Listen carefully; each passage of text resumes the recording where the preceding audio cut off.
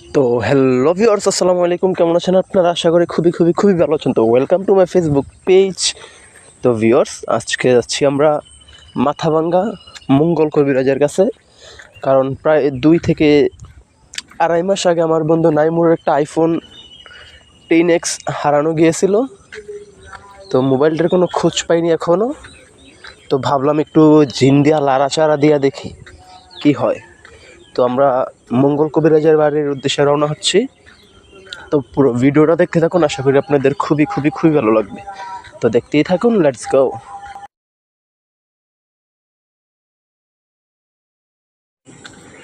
Hello WhatsApp everybody, the Ajaira beach. তো দেখুন আমার বন্ধু নাইমুর খুব চিন্তিত।